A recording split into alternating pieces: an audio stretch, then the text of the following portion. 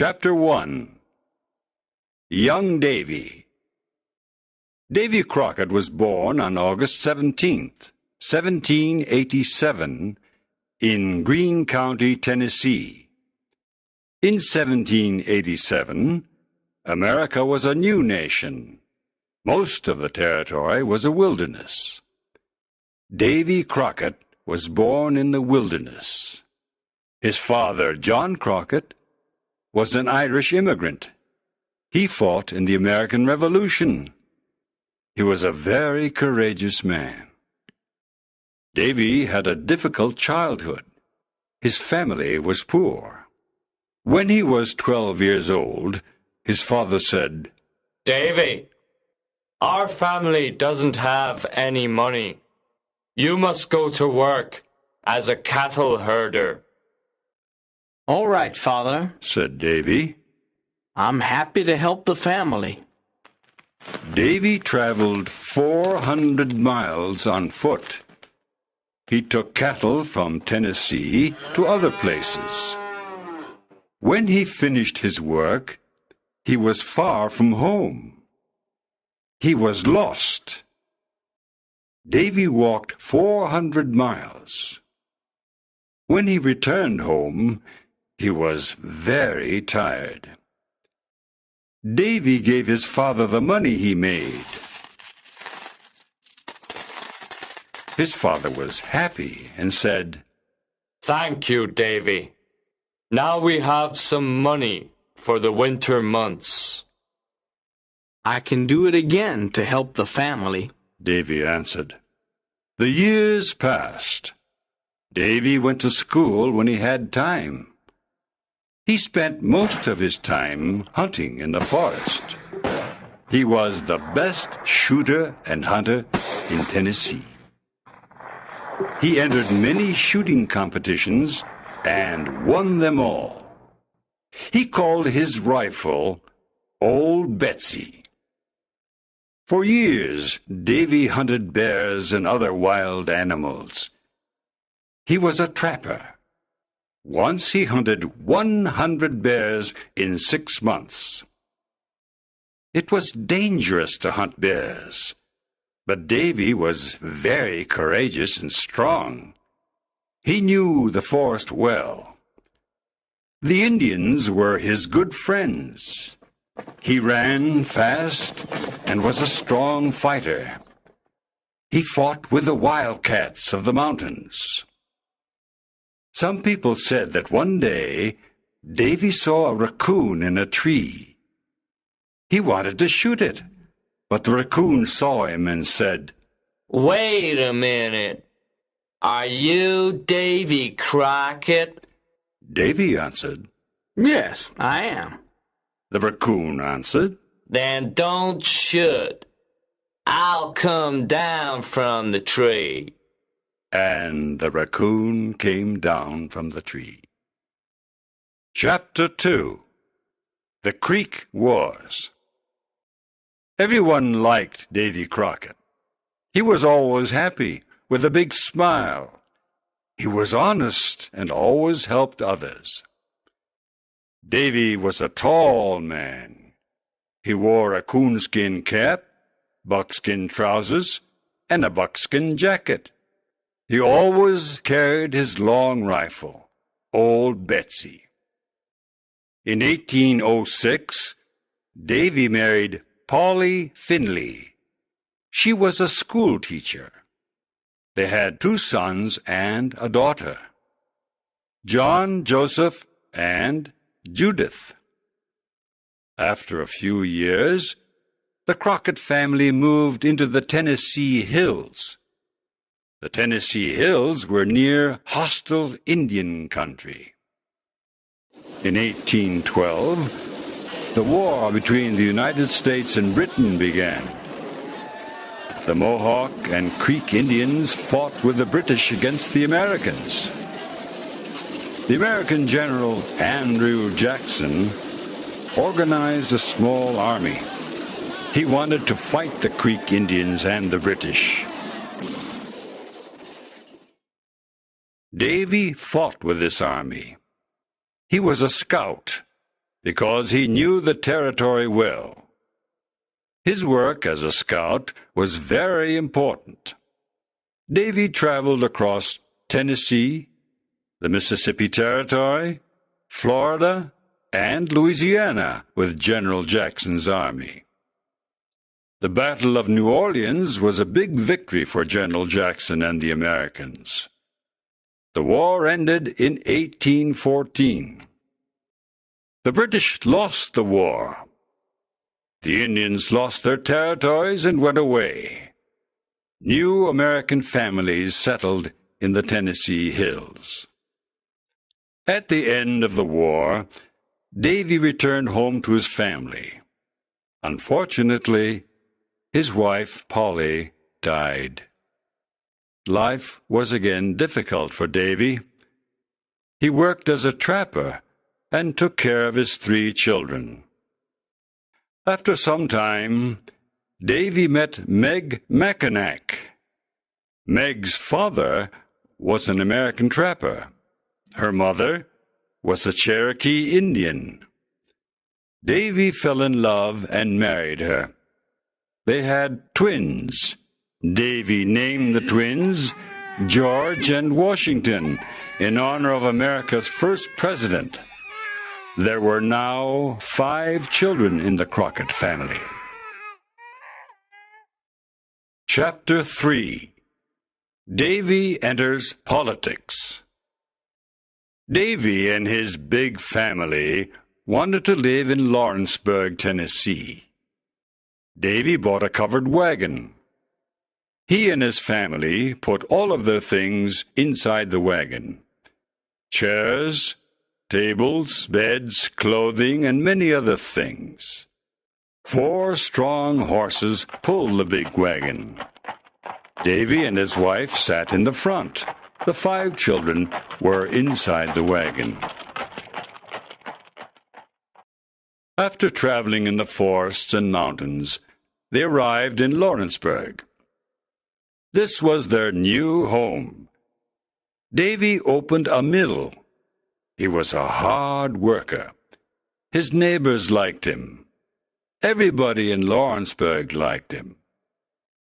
He became a representative of the town government. He was very popular. People liked listening to his stories about hunting bears and about the War of 1812. They admired his honesty and courage. Davy was different from other politicians. His speeches were never boring. His message was clear. He spoke to the people in simple language. He dressed like them, too. He always wore his coonskin cap and his buckskin trousers and jacket. One day, at an important meeting, he didn't know what to say. So he looked at the people and said, "Today, I am like a man trying to drink water from an empty barrel. I'll tell you a funny story, and then we can go home." Davy soon became a representative of the government of Tennessee. Now he was in politics. He helped his people in many ways. At first, many politicians laughed at Davy because he never wore a suit. After some time, these politicians admired and respected him. Davy was an honest man. Everyone believed what he said. His buckskin jacket had 2 big pockets. In his right pocket, Davy had a bottle of whiskey. When he met his friends, he gave them some whiskey. In those days, it was common to give some whiskey to friends. Chapter 4. Congressman Crockett. Davy often went to Nashville, the capital of Tennessee. In Nashville, he worked for the Tennessee government. One day, while Davy was working for the Tennessee government, a big flood destroyed his mill. This was terrible. He was very unhappy because he'd lost a lot of money. When he returned to Lawrenceburg, he started a new type of work. This time, he made barrels. He sold these barrels in New Orleans, Louisiana. New Orleans was about 400 miles away. To go to New Orleans, he traveled on the Mississippi River. He had a big boat to carry the barrels. It was difficult to travel on the Mississippi River. There were many dangers. One day, his boat had a bad accident. It began to sink. Davy almost drowned. He lost his boat and his barrels, but he didn't lose his life. In 1827, there was a big election in Tennessee. Davy Crockett became a United States congressman. This was a great honor for him. In the United States Congress, he represented the people of Tennessee. He traveled to Washington, D.C., the capital of the United States. Davy was very happy to be a congressman. He wanted to help his people. There were congressmen who wanted to take land away from the Fox Indians of Tennessee. Davy protected these Indians. He fought against dishonest congressmen. The Fox Indians cannot live without their land, Davy shouted. I must defend all the American people of Tennessee, the whites and the Indians. After months of hard work, Davy was not able to help the Fox Indians. The U.S. Congress made a law that took away land from the Indians. Davy was very angry. He hated injustice. In 1835, he left the U.S. Congress. Chapter 5. Texas. In 1835, the Crockett family left Tennessee. They put all their things in a big covered wagon, and they traveled for many days. They finally arrived in Texas. At that time, Texas belonged to Mexico. At first, the Mexican government was happy with the American settlers. They cultivated the land. Many settlers went to Texas because land was very cheap. With a little money, a settler bought a lot of land. More and more Americans went to Texas. There were about 20,000 American settlers in eastern Texas. There were only 5,000 Mexicans. The Mexican government did not like this. There were too many Americans. Mexico decided to close its borders. The American settlers were very angry. In 1834, the Mexican general Santa Anna became the dictator of Mexico. He was a cruel man. He sent his soldiers to the Mexican border. He did not want the American settlers to enter Mexico. By 1834, there were more than 30,000 Americans living in Texas. They wanted Texas to be an independent American state. They did not want to live under a cruel Mexican dictator. Davy and his family now lived in Texas. They were happy in their new home. They wanted the independence of Texas, too. One day, Davy heard that the Mexicans wanted to attack Fort Alamo. The Alamo was a Spanish church and fort near San Antonio in western Texas. There were Texans and American soldiers at Fort Alamo. There were also women and children at the fort. War was in the air. Davy knew he must fight for the independence of Texas. Chapter 6. Fort Alamo. Davy asked other American settlers to go to the Alamo with him. Few men wanted to fight, but this did not stop Davy. He and 15 men decided to go to the Alamo. They were ready to fight the Mexicans. There were 112 men at the Alamo. Colonel William Travis of the U.S. Army was the commander. William Travis was a young colonel. He was only 27 years old. He was a lawyer. He entered the U.S. Army to fight for the independence of Texas. One day, Colonel Jim Bowie and 30 men arrived at the fort. Jim Bowie was a tall, strong man. He was a hunter and trapper. Good evening, Colonel Travis, said Colonel Bowie. I have a message for you from General Sam Houston. Here is the letter. Colonel Travis opened it. He read it aloud. You must destroy the Alamo and come with my army. General Santa Anna will attack the Alamo soon. General Sam Houston. What? Said Colonel Travis. I don't want to destroy the Alamo. I want to defend it. Colonel Bowie said, We cannot defend the Alamo. We must have more men. In February 1836, Davy Crockett and his men arrived at the fort. Colonel Travis was happy to see them. He asked Davy and his men to defend the Alamo. We don't have many men, said Colonel Travis. We must ask for more soldiers. I am sending a messenger to General Fannin. He can send us more soldiers.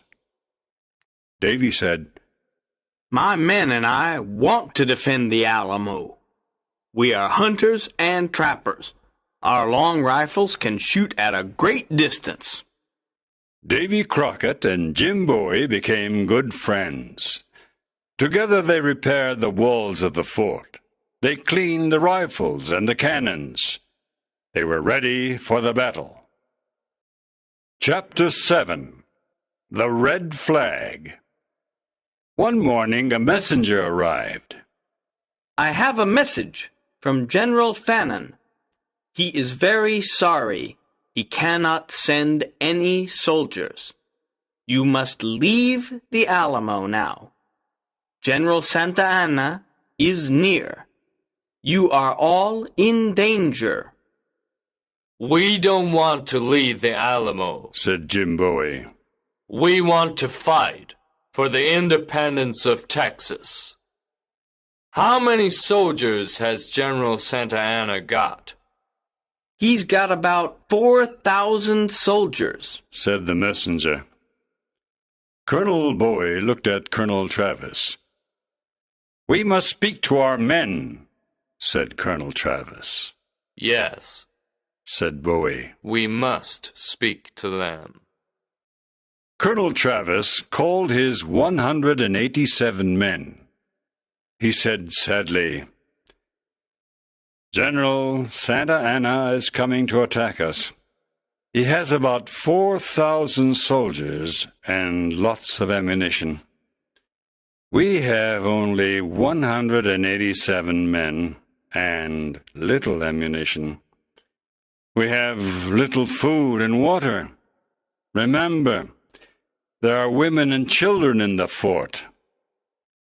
Then he marked a line on the ground with his sword. Those who want to fight for the independence of Texas, cross this line. The others can leave the fort and go home. There was a very long silence. Davy thought about his wife and his 5 children. Then he thought about the independence of Texas and the American settlers. He thought about a new American state, Texas. All the men crossed the line. These men wanted to defend the Alamo. These men wanted an independent Texas. On February 23rd, 1836, General Santa Anna and his army arrived. he sent a messenger to the Alamo. He wanted the people in the Alamo to leave. The men in the Alamo answered with a cannon shot. They did not want to leave. They did not want to return to the United States. General Santa Anna was furious. He showed a red flag. The red flag meant no prisoners. He wanted to kill everyone in the fort. On February 24th, 1836, General Santa Anna's army attacked the Alamo. The Mexicans had an enormous cannon.